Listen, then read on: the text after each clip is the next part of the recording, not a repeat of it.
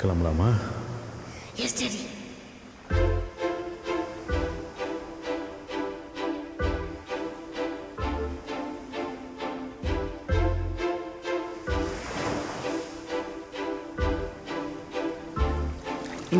இங்கதான் இறங்குங்க. வந்துட்டமா. எல்லா பேக்கையும் கையில எடுங்க. அண்ணன்ட்ட கூட போட்டு ஆடுது. ரொம்ப ஆழமா இருக்கு, பார்த்து வா. கையை போடுங்க. வாங்க. கடவுளே.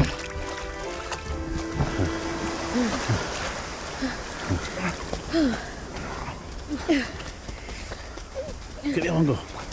பார்த்து வா. இல்லங்க.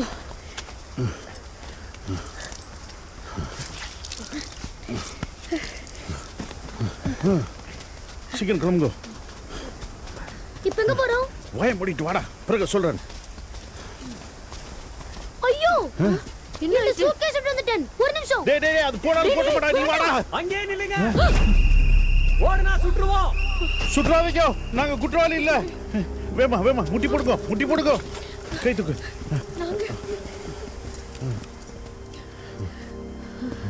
யார் நீங்க? சார் நாங்கள் ஒன்றும் குற்றவாளி இல்லை, சுற்றாதீங்க. ஏய், யார் நீங்கன்னு கேட்டேன். நான் தர்மதாஸ், இது என் குடும்பம். நாங்கள் இலங்கையிலிருந்து வரோம். எதுக்கு? வேணும்னு வரையில சார். வேணும்னு வராம வேற எப்படி வந்தீங்க? வழி மாறி வந்துட்டோம் சார். வழி மாறி வந்துட்டியா?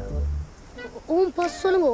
இலங்கையில குடும்பமா மீன் பிடிச்சிட்டு இருக்கும் போது வழி மாறி இந்தியாவுக்கு வந்துடும் சொல்லுங்க.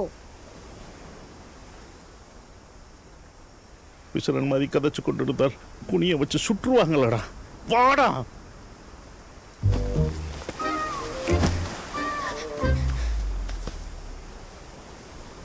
இங்க வந்துட்டு எங்க போறதா இருந்தீங்க? இந்த மச்சான் பிரகாஷ்க்கு தான் சார் தெரியும். அவன் தான் இடம் பார்த்து வச்சிருக்கான். பிரகாஷா? ஓம் சார். இப்போ அவன் எங்க இருக்கான்? கரைக்கு வந்த உடனே குப்பை கொட்டாதீங்கன்னு போர்டு பக்கத்தில் நிப்பேன்னு சொன்னான் சார். குப்பை கொட்டாதீங்க போடா. எந்திரி சார். எந்திரி. முன்னாடி போ.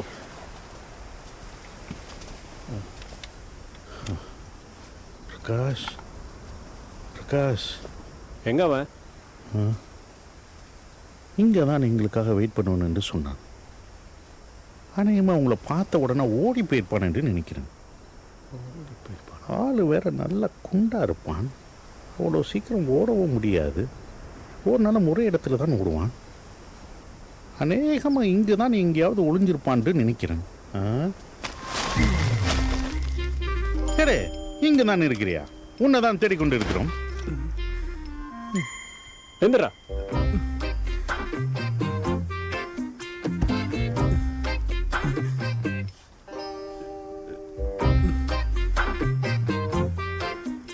நல்லா இருக்கீங்களா அண்ணா? யாரு?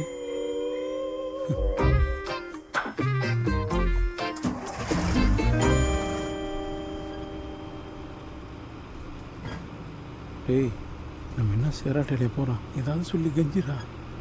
சார் ப்ளீஸ் சார், இலங்கையில் ரொம்ப கஷ்டம்.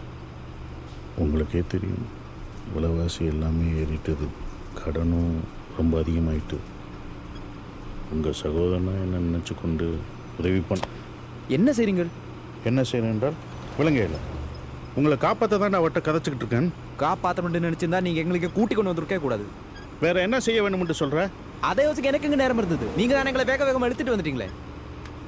இங்கே பார், உன்னால் உதவி செய்ய முடிஞ்சா மட்டும் பேசு, இல்லையடா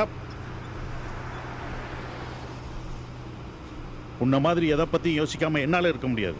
எனக்கு என் குடும்பம் முக்கியம். சார் கொஞ்சம் கருணை கட்டுங்க சார், ப்ளீஸ் சார். நீங்கள் என்ன வேண்டுமென்றாலும் செய்யுங்க, அதை பற்றி எனக்கு அக்கறை இல்லை. ஆனால் காலை தூராம கதைங்க.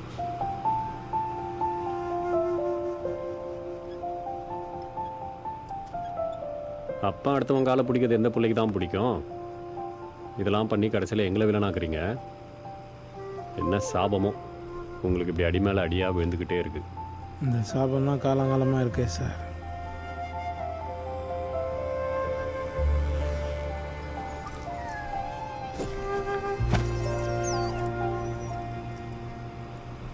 இவளோட பேர் ஜெனி. 2 வருஷத்துக்கு முன்னாடி என் பர்த்டேக்கு எங்கள் அப்பா வாங்கி கொடுத்தவர். எங்களோட குடும்பத்தில் ஒரு ஆள் மாதிரி.